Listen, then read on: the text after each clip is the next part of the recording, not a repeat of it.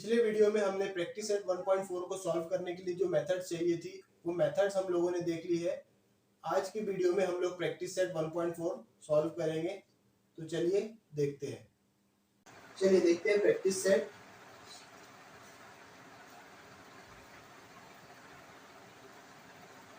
Practice set 1.4 question number 1 करते हैं। Question number 1 देखिए क्या गिवन है। इफ एल ऑफ ए यानी कि number of elements of set A is equals to 15, मैं यहाँ पर लिख लेता हूँ। If number of elements in set A is equals to 15, number of elements in A union B is equals to 29. Number of elements in A intersection B, number of elements in A intersection B is equals to 7. Then find number of elements in set B. ये हमको जो है find out करना है। ठीक है, किस तरह से करेंगे सॉल्यूशन। पहले हम लोग गिवन लिख लेंगे। जो ऑलरेडी आपको गिवन है वो आपको गिवन में लिख लेना है। गिवन आपको हर बार लिखना है, चाहे आप अलजेब्रा को सॉल्व कर रहे हो, चाहे आप ज्योमेट्री को सॉल्व कर रहे हो। जो भी आपको क्वेश्चन के अंदर गिवन है वो आपको लिखना ही है। ठीक है, तो हमारे पास में number of elements in A given है 15। ठीक है, हमारे पास में गिवन है A union B, number of elements in A union B जो है वो 29 है, कॉमा है। और हमारे पास में है number of elements in A union B, हाँ ए यूनियन बी के 29 है। और ए इंटरसेक्शन बी के एलिमेंट्स हमारे पास में 7। ठीक है, हमको n number of elements in set B हमको यहाँ पर फाइंड आउट करना है। सो वी नो, क्या पता है हमको, हमारे पास में एक फॉर्मूला है। क्या फॉर्मूला है? Number of elements in A union B is equals to n A plus n B minus n A intersection B. ये हमारे पास में एक फॉर्मूला है। देखिए अब हमारे पास में ये वाली वैल्यू गिवन है, ये वाली वैल्यू गिवन है, ये नहीं है, ये हमको फाइंड आउट करना है। और ये भी गिवन है, तो हम सिंपली वैल्यूज को पुट कर देते हैं। Therefore number of elements in A union B, कितनी वैल्यूज है हमारे पास में? क्या वैल्यू है? 29। ठीक है, number of elements in set ए कितने हैं? 15 है। ये तो हमको फाइंड आउट करना है, इसलिए एज इट इज लिखेंगे। माइनस इंटरसेक्शन बी में कितने हैं? 7 एलिमेंट्स। हमको निकालना है ये वाला टर्म। तो मैं ये सारे नंबर्स को एक साइड में शिफ्ट कर देता हूँ। दिस इंप्लाइज 29, अब ये 15 प्लस है, इधर आके माइनस हो जाएगा, माइनस 15। अब ये 7 माइनस है, इधर आके प्लस हो जाएगा। और एन ऑफ बी जो है वो एज इट इज इधर ही रहेगा। ठीक है, कितना हो जाएगा ये? 29 माइनस 15 कितना हो जाएगा? 9 माइनस 5 4, 2 माइनस 1 1 प्लस 14 प्लस 7। ठीक है, 14 प्लस 7 ये हो गया एन ऑफ बी। कितना हो जाएगा? मैं ये टर्म को इधर ले लेता हूँ पहले। एन ऑफ बी कितना हो जाएगा? 14 प्लस 7 कितना हो जाएगा? 21। So number of elements in set B कितने हो जाते हैं? 21। ठीक है, इस तरह से इसको सॉल्व करना था। बहुत ही इजी है। इसी तरह से हम लोग सारे एग्जांपल जो है सॉल्व करेंगे। बहुत इजी है। कुछ वर्ड प्रॉब्लम भी दिए हैं लेकिन कुछ इतने डिफिकल्ट नहीं है। आपको क्वेश्चन देख के लग रहा होगा कि एग्जांपल्स काफी डिफिकल्ट है, लेकिन बहुत ही इजी तरीके से हम इसको सॉल्व करेंगे। अगर आप लिखना चाहें इसको टेक्स्ट बुक में, आपको फेयर बुक में कंप्लीट करना है, इसके लिए इसका एक स्क्रीनशॉट ले लेना और फिर उसको फेयर बुक में कंप्लीट कर लेना। ठीक है, तब तक हम करते हैं फिर अगला प्रॉब्लम।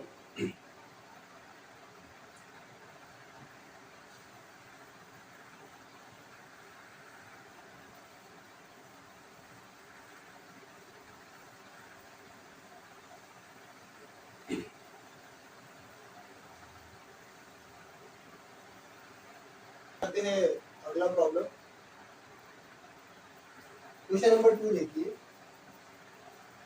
क्वेश्चन नंबर 2 में क्या दिया है? In hostel there are 125 students. ठीक है, एक हॉस्टल के अंदर जो है 125 टोटल नंबर ऑफ स्टूडेंट्स है, out of which 80 drinks tea. जिसमें से 80 स्टूडेंट्स जो है वो चाय पीते हैं, 60 ड्रिंक्स कॉफी, 60 स्टूडेंट्स जो है वो कॉफी पीते हैं, and 20 drinks T and coffee both, और 20 स्टूडेंट्स ऐसे हैं जो चाय भी पीते हैं और कॉफी भी पीते हैं। Find the number of students who do not drink tea और कॉफी। हमको निकालना है ऐसे स्टूडेंट्स जो ना चाय पीते हो और ना ही कॉफी पीते हो। ठीक है, सो किस तरह से सॉल्व करेंगे सॉल्यूशन? पहले हम कंसीडर कर लेंगे that set of all students is equals to u। मैंने जो टोटल नंबर ऑफ स्टूडेंट्स है उनको यूनिवर्सल सेट से u से उसको डिनोट कर दिया, यानी कि सेट ऑफ ऑल स्टूडेंट्स, जितने भी टोटल नंबर ऑफ स्टूडेंट्स है वो क्या है, यूनिवर्सल सेट है, इसलिए उसको मैंने u से डिनोट कर दिया। उसके बाद में let students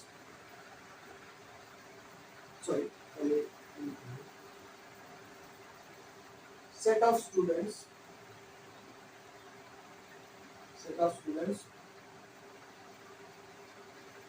who drinks tea, जो चाय पीते हैं उनके मैंने सेट को ए से डिनोट कर दिया, and let set of students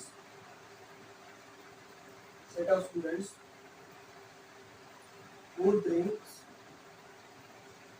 coffee, ऐसे स्टूडेंट्स जो कॉफी पीते हैं उनके सेट को मैंने बी से डिनोट कर दिया। देखिए अब हमारे पास में यूनिवर्सल सेट है, यानी कि टोटल नंबर ऑफ स्टूडेंट्स जो है 125। हमारे पास में सेट ए है, यानी कि ऐसे स्टूडेंट्स जो सिर्फ चाय पीते हैं, और उसकी क्वांटिटी भी हमको दी है, यानी कि एन ऑफ ए भी हमको दिया है जो है 80, एन ऑफ बी हमको दिया है जो है 60 है ना, हाँ 60 है। देखिए किस तरह से लिखेंगे,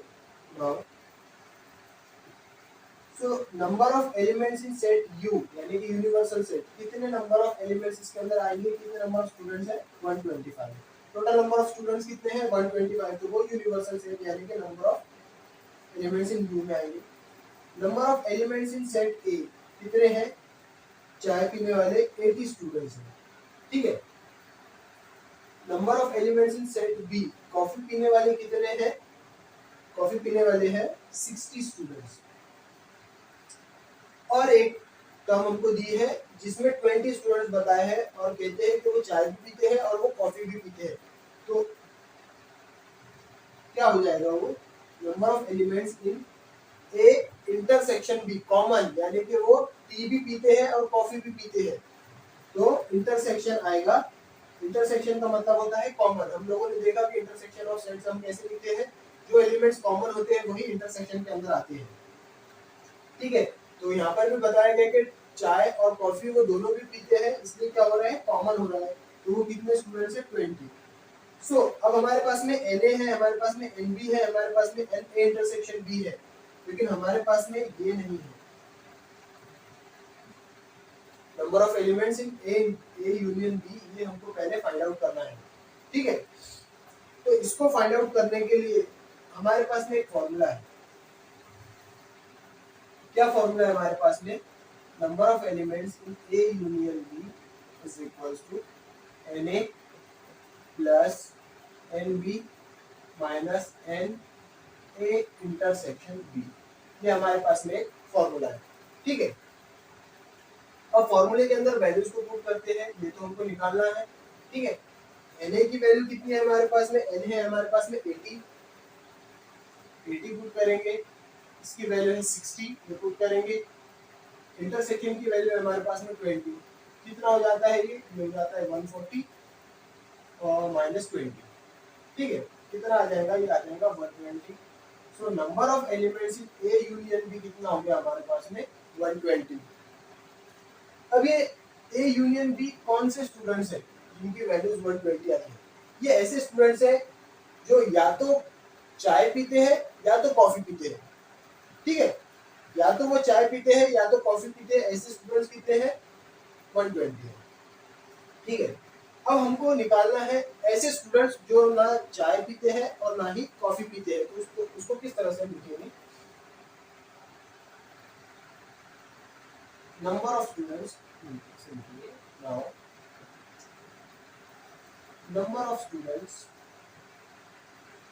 number of students who do not drink tea or coffee। तो ये निकालने के लिए हमको क्या करना पड़ेगा? हमको टोटल नंबर ऑफ स्टूडेंट्स में से जो चाय और कॉफी पीते हैं वो वाले, जो या तो चाय पीते हैं या तो कॉफी पीते हैं, वो हमको उसके अंदर से माइनस करना पड़ेगा। तो टोटल नंबर ऑफ स्टूडेंट्स कितने हैं हमारे पास में? क्या है? वो है n of u, number of elements in universal set, minus जो या तो चाय पीते हैं या तो कॉफी पीते हैं, यानी कि n a यूनियन b। ठीक है। सो number of element in u कितने हैं हमारे पास में? टोटल नंबर ऑफ स्टूडेंट्स कितने हैं? 125 है। सो मैं 125 यहाँ ले लेता हूँ, माइनस इसकी वैल्यू कितनी है? 120 है। ठीक है। सो 125 माइनस 120 कितना हो जाएगा? हो जाएगा 5। तो ऐसे कितने स्टूडेंट्स हैं जो चाय भी नहीं पीते और कॉफी भी नहीं पीते हैं? तो वो कितने हैं? 5 ऐसे स्टूडेंट्स हैं जो ना ही चाय पीते हैं और ना ही कॉफी पीते हैं। ठीक है। आई होप कि आपको समझ में आया होगा। अगर आप लिखना चाहें तो इसका स्क्रीनशॉट ले लें और इसको फेयर बुक में आपको कंप्लीट करना है। करते हैं अगला प्रॉब्लम। आइए क्वेश्चन नंबर 3 करते हैं। क्वेश्चन नंबर 3 में देखिए क्या गिवन है। क्वेश्चन रीड कर लेता हूँ मैं। In a competitive exam 50 students passed in English, मतलब एक कॉम्पिटिटिव एग्जाम हुआ था जिसमें 50 स्टूडेंट्स इंग्लिश सब्जेक्ट में पास हुए हैं। 60 students passed in mathematics, 60 students जो है वो मैथमेटिक्स में पास हुए हैं, और 40 students passed in both the subject. 40 students ऐसे हैं जो इंग्लिश में भी पास हुए हैं और मैथ्स में भी पास हुए हैं, दोनों में। None of them fail in both the subject, कोई भी स्टूडेंट्स फेल नहीं हुआ है। Find the number of students who passed at least in one of the subject। हमको निकालना है ऐसे स्टूडेंट्स जो दोनों में से कोई एक सब्जेक्ट में तो पास हुए ही हुए हैं। ठीक है। ऑलरेडी अपने को कंडीशन दी है कि कोई भी स्टूडेंट जो है वो फेल नहीं हुआ है, और फिर भी हमको ये बोला गया है कि ऐसे स्टूडेंट्स फाइंड आउट करो जो कोई भी एक सब्जेक्ट में तो भी पास हो। ठीक है। सो किस तरह से इसको सॉल्व करेंगे? पहले लिख लेते हैं let set of students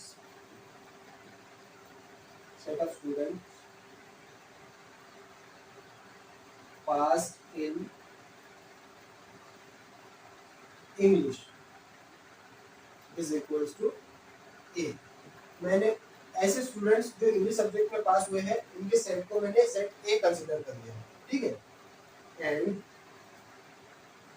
let set of students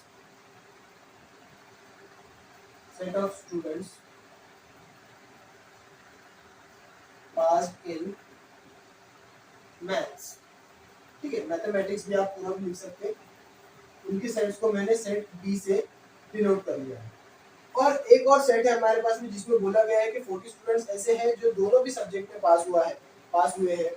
तो वो कौन सा सेट हो जाएगा?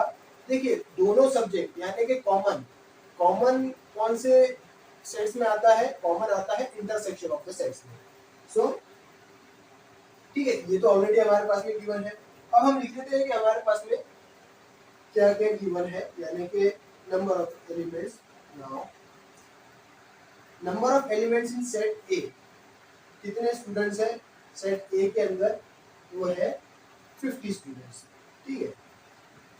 इसके बाद में number of elements in set B, number of students set B के अंदर कितने स्टूडेंट्स हैं जो मैथ्स में पास हुए हैं? वो है हमारे 60 स्टूडेंट्स। ठीक है। And number of elements in A intersection B, वो कितने हैं? 40 स्टूडेंट्स जो मैथ्स में भी पास हुए हैं और इंग्लिश में भी पास हुए हैं। इसीलिए इंटरसेक्शन हमने लिया है क्योंकि कॉमन है, यानी कि वो दोनों भी सब्जेक्ट में पास हुए हैं।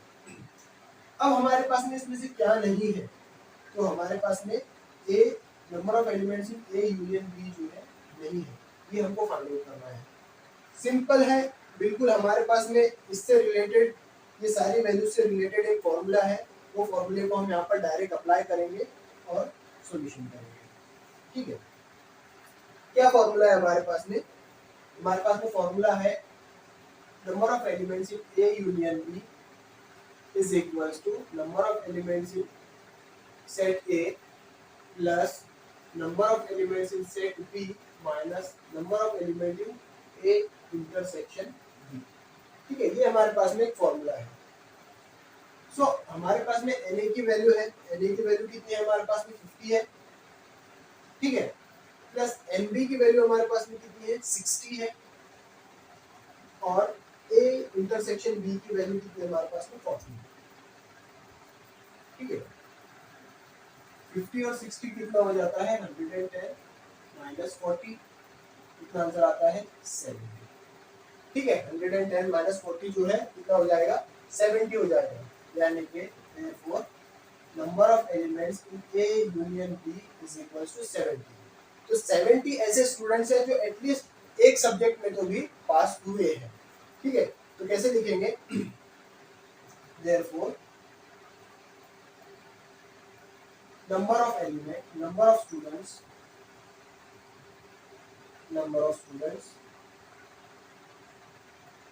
passed in at least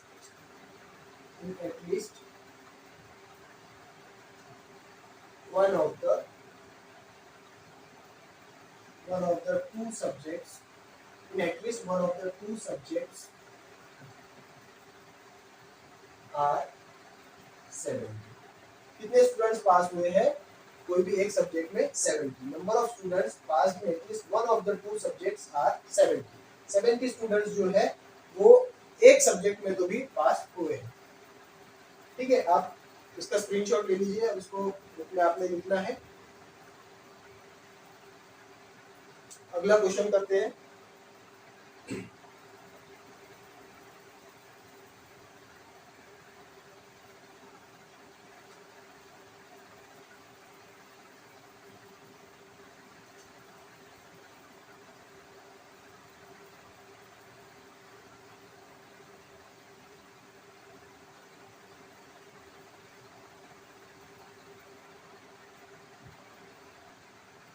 आइए करते हैं क्वेश्चन नंबर 4। क्वेश्चन नंबर 4 में पहले रीड कर लेता हूँ, आपको समझा देता हूँ किस तरह से क्या हमको दिया है, उसके हिसाब से फिर हम उसको सॉल्व करेंगे। देखिए क्या दिया है, a survey was conducted to know the hobby of 220 students of class 9। मतलब एक सर्वे किया है जिसमें क्लास 9 के 220 स्टूडेंट्स हैं, उनकी हॉबी के ऊपर, मतलब उनकी क्या हॉबी है इस बारे में सर्वे किया गया है 9th स्टैंडर्ड के स्टूडेंट्स, जो टोटल नंबर ऑफ स्टूडेंट्स कितने हैं 220 स्टूडेंट्स हैं। Out of which 130 students inform about their hobby as rock climbing. और 220 स्टूडेंट्स में से 130 स्टूडेंट्स ऐसे हैं जिनकी हॉबी है रॉक क्लाइंबिंग, पहाड़ चढ़ना। ठीक है, and 180 students inform about their hobby as sky watching. उसमें से 180 स्टूडेंट्स ऐसे हैं जिनको स्काई वॉचिंग पसंद है, स्काई वॉचिंग एज अ उनकी हॉबी है। There are 110 students who follow both the hobbies. अब 110 स्टूडेंट्स ऐसे हैं जिनको दोनों भी हॉबीज पसंद है, यानी कि रॉक क्लाइंबिंग भी उनको पसंद है और स्काई वॉचिंग भी उनको पसंद है। और उसके बाद में बताया then how many students do not have any of the two hobbies. Question पूछा है हमको कि ऐसे कितने स्टूडेंट्स हैं जिनको दोनों में से कोई भी हॉबी नहीं है। उसके बाद में पूछा है how many students follow the hobby of rock climbing only. मतलब फिर हमको ये भी बताना है कि ऐसे कितने स्टूडेंट्स हैं जिनको सिर्फ रॉक क्लाइंबिंग पसंद है। और फिर एक और क्वेश्चन है जिसमें पूछा गया है कि ऐसे कितने स्टूडेंट्स हैं जिनको सिर्फ स्काई वॉचिंग पसंद है। ठीक है, तो चलिए करते हैं सॉल्यूशन। क्या लिखेंगे सॉल्यूशन में, क्या आएगा? पहले हमको क्या लिखना है, यूनिवर्सल सेट, यानी कि let students set of all students, set of all students,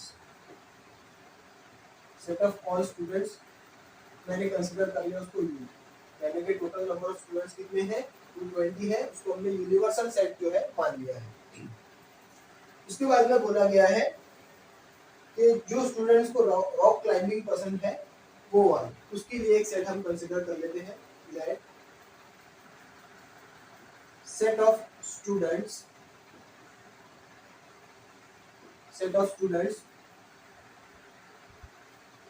have hobby, मैं इसको थोड़ा सा अच्छे से लिखूंगा, हॉबी ऑफ रॉक क्लाइंबिंग, ठीक है, रॉक क्लाइंबिंग, इसको मैं एक सेट ए मान लेता हूँ, ठीक है, and let set of students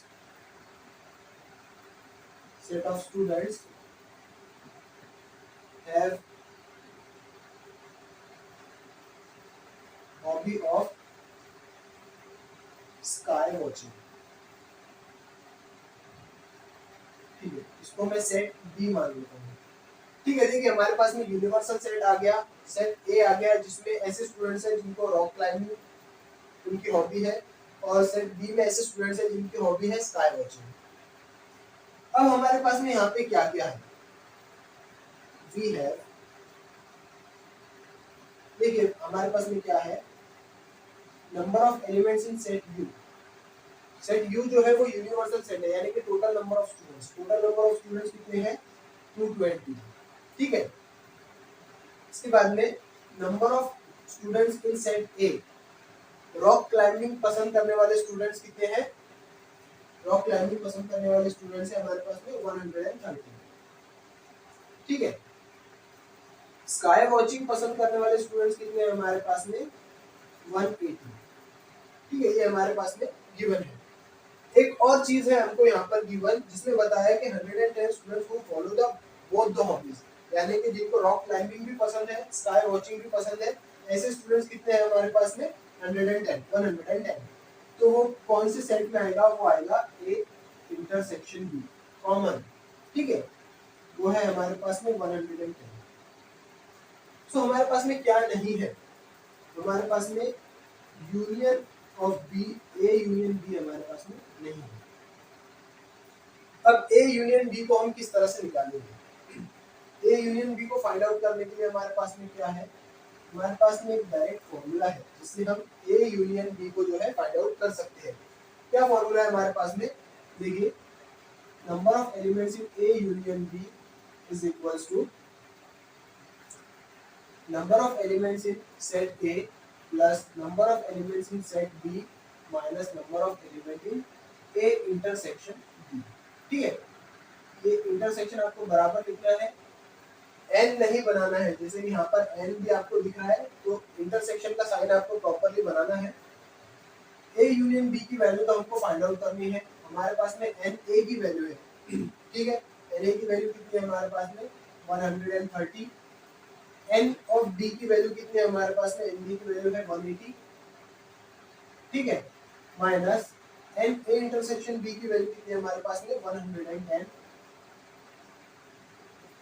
ये कितना हो जाएगा, ये हो जाएगा दोनों 310 माइनस 110, 310 में से 110 जाएंगे तो कितने बचेंगे 200, ठीक है। सो थोड़ा सा तरीके से लिखिए, ए यूनियन बी कितना हो जाएगा, वो हो जाएगा 200, ठीक है। सो ए यूनियन बी, यहाँ पे यूनियन का मतलब क्या हो रहा है, ऐसे स्टूडेंट्स जिनको या तो रॉक क्लाइंबिंग पसंद है या तो स्काई वॉचिंग पसंद है, ठीक है। इंटरसेक्शन क्या था, जिनको दोनों भी हॉबीज पसंद है, और यूनियन क्या है, जिनको कोई एक हॉबी पसंद है, या तो उनको रॉक क्लाइंबिंग पसंद है या तो उनको स्काई वॉचिंग पसंद है। अभी हमने ए यूनियन बी निकाल लिया, अब हमको क्या निकालना है, ऐसे स्टूडेंट्स जो जिनकी दोनों में से कोई भी एक भी हॉबी नहीं है, ऐसे स्टूडेंट्स जिनको ना रॉक क्लाइंबिंग पसंद है और ना ही स्काई वॉचिंग पसंद है, इस तरह की वैल्यू हमको यहाँ पर फाइंड आउट करना है। कैसे लिखेंगे, now number of students do not have any hobby is equals, ऐसे स्टूडेंट्स जिनकी कोई भी हॉबी नहीं है उसको फाइंड आउट करने के लिए हम क्या करेंगे, टोटल नंबर ऑफ स्टूडेंट्स में से, टोटल नंबर ऑफ स्टूडेंट्स में से कौन सी कंडीशन है जिसको माइनस करेंगे हम ये वाली कंडीशन को, जिनको या तो रॉक क्लाइंबिंग पसंद है या तो फिर स्काई वॉचिंग पसंद है, यानी कि number of students in A union B. ठीक है, यूनिवर्सल सेट कितना है हमारा, यूनिवर्सल सेट की वैल्यू कितनी है हमारी 220 ए यूनियन बी कितना है हमारा 200, तो स्टूडेंट कितना हो जाएगा 20, 220 माइनस 200 कितना हो जाएगा 20, तो 20 स्टूडेंट्स ऐसे हैं जिनको ना तो स्काई वॉचिंग पसंद है और ना ही रॉक क्लाइंबिंग पसंद है। ये एक कंडीशन होगी, इसको नंबर 1 ले लो, इसको नंबर 1 लिख लो, थोड़ा अच्छे से लिखो, नंबर 1। नंबर 2 वाली कंडीशन क्या है, हाँ ऐसे स्टूडेंट्स जिनको सिर्फ रॉक क्लाइंबिंग पसंद है, number of students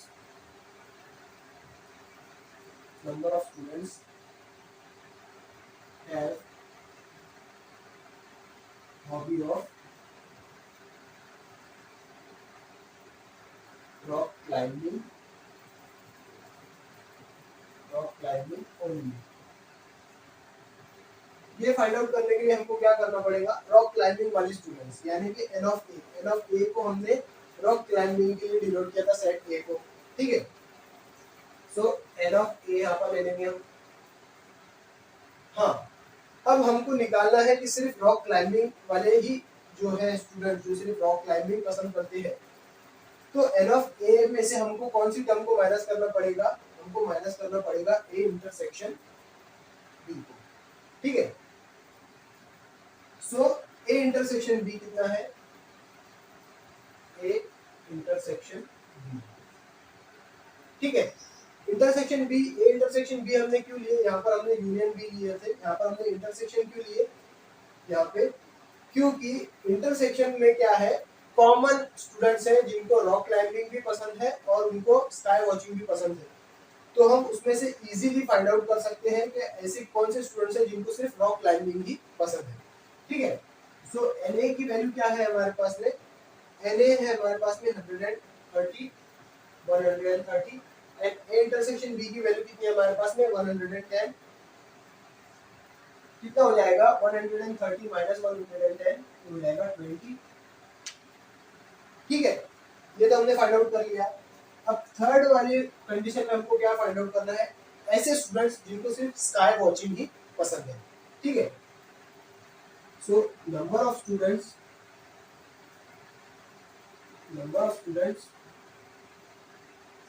have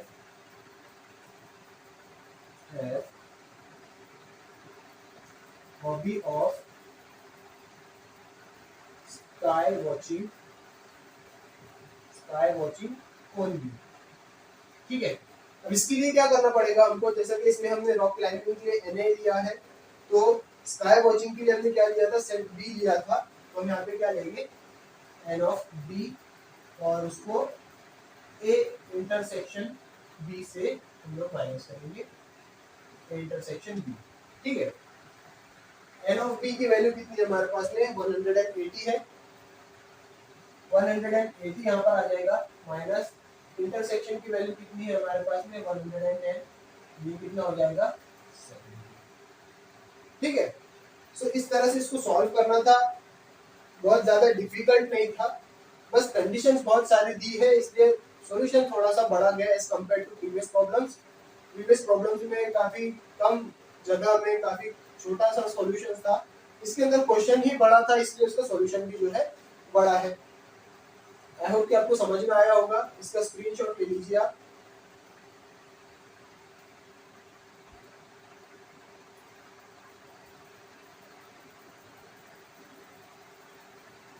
ठीक है, तो हम करते हैं अगला प्रॉब्लम इस एक्सरसाइज का। लास्ट प्रॉब्लम हम लोग करेंगे, इसको मैं एरेज कर देता हूँ।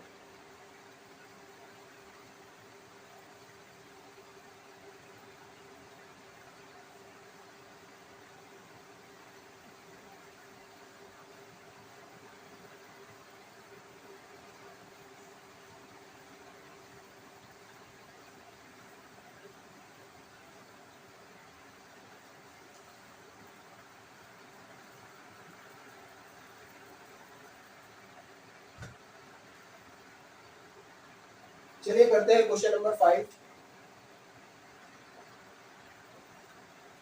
क्वेश्चन नंबर 5 बहुत ही इजी है आपका। पहले मैं डायग्राम बना लेता हूँ।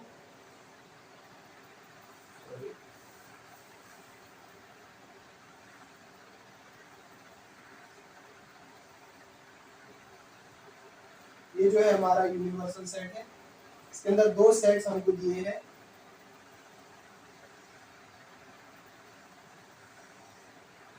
सर्कल गोल नहीं बन रहे हैं एकदम, इसके लिए सॉरी। दो सेट है हमारे पास में, सेट ए और सेट बी। इसके अंदर है एलिमेंट्स है एक्स वाई जेड और यहाँ पे है एम एन। इसका मतलब ये है कि सेट ए और सेट बी के अंदर जो है एम एन कॉमन है। यहाँ पर है पी क्यू आर और यहाँ पर है एस और टी। अब देखिए हमको यहाँ पे एक एक करके कंडीशन दी है। कंडीशन नंबर फर्स्ट क्या है, हमको यहाँ पे फाइंड आउट करना है observe the given Venn diagram and right the following sets. पहले बताया कि हमको सेट ए लिखना है। अब सेट ए के अंदर कौन कौन से एलिमेंट्स है वो हमको उसमें लिखना है। सेट ए में कौन से एलिमेंट्स है, एक्स है, वाई है, जेड है और एम एन भी है। ठीक है, so x Y Z M N. ठीक है, ये तो हो गया सेट ए। अभी सेकंड कंडीशन देखिए क्या दी है, सेट बी हमको फाइंड आउट करना है। अब सेट बी के अंदर कौन कौन से एलिमेंट है, पी क्यू आर तो है ही, लेकिन एम एन भी है। ठीक है, तो P Q R M N. ठीक है, इस तरह से बहुत ही इजी क्वेश्चन है ये। थर्ड क्या दिया है, A union B. A union B already हमने देखा है किस तरह से हम लोग फाइंड आउट करते हैं A union B. A set के और बी सेट के सारे एलिमेंट्स हम लोग उसके अंदर लिखते हैं। ठीक है, तो ए और बी के सारे एलिमेंट्स यहाँ पर देखिए एम एन जो है दोनों के अंदर है, तो एम एन हम लोग एक ही बार लिखेंगे। तो क्या किस तरह से हम लिखेंगे, X Y Z P Q R M N. ठीक है, इस तरह से जो है ए यूनियन बी हमारा बन जाएगा। इसके बाद में फोर्थ क्या है, फोर्थ दिया है हमको यूनियन, यूनिवर्सल फाइंड आउट करना है। यूनिवर्सल सेट क्या हो जाएगा, यूनिवर्सल सेट का मतलब होता है सेट बी में भी आने वाले एलिमेंट्स, सेट ए में भी आने वाले एलिमेंट्स और जो बचे हुए बाहर है वो भी एलिमेंट्स। मतलब यू के इस बॉक्स के अंदर जितने भी एलिमेंट्स है वो सारे जो है यूनिवर्सल सेट के अंदर आएंगे।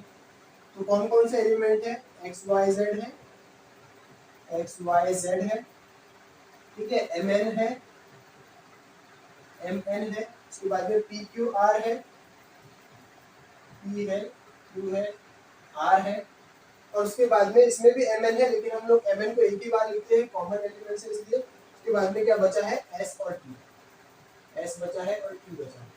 ठीक है, इस तरह से यूनिवर्सल सेट भी है, हो गया हमारा।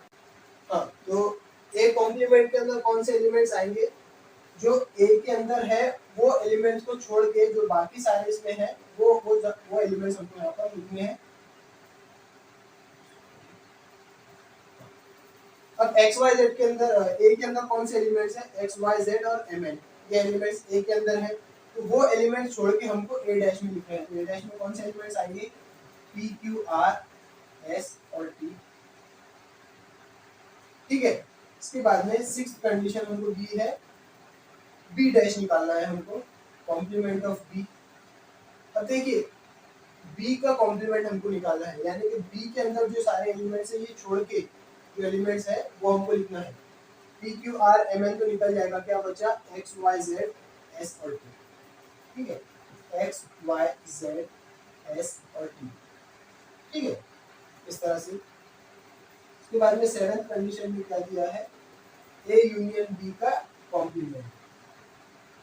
ए यूनियन बी का कॉम्प्लीमेंट मतलब ए यूनियन बी का जो है कॉम्प्लीमेंट हमको लिखना है। अब यूनिवर्सल सेट के अंदर ए यूनियन बी में क्या है, X Y Z M N P Q R, ठीक है। अब ये वाली अगर सारी टर्म्स कट जाएंगी, क्योंकि ए यूनियन बी के अंदर ये जो सर्कल के अंदर जो सारे एलिमेंट्स है ये ए यूनियन बी है, लेकिन उसका अगर कॉम्प्लीमेंट हमको लेना है तो ये वाले एलिमेंट्स को छोड़ के हमको बाकी बचे हुए एलिमेंट्स लेना पड़ेगा। तो ये अगर एलिमेंट्स को हम लोग छोड़ते हैं तो हमारे पास में क्या बचता है, सिर्फ एस और टी, ठीक है। तो कॉम्प्लीमेंट में क्या आ जाएगा, इसलिए सिर्फ एस और टी। सो इस तरह से ये कुछ एग्जांपल्स हमको दिए थे, इनके हमको वैल्यूज को फाइंड आउट करना था। बहुत ही इजी था, कुछ डिफिकल्ट नहीं था। अगर आपको कोई डिफिकल्टी जाती है तो आपको मेरे को टेक्स्ट करना है या फिर आप व्हाट्सएप पे मुझे मैसेज कर सकते हैं। इस तरह से ये सारी एक्सरसाइज थी। आई होप कि आपको सारी एक्सरसाइज समझ में आई होगी। कोई भी डिफिकल्टी हो तो आप व्हाट्सएप पे मुझे पूछ सकते हैं। तो मिलते हैं अगले लेक्चर में, तब तक के लिए कीप वॉचिंग।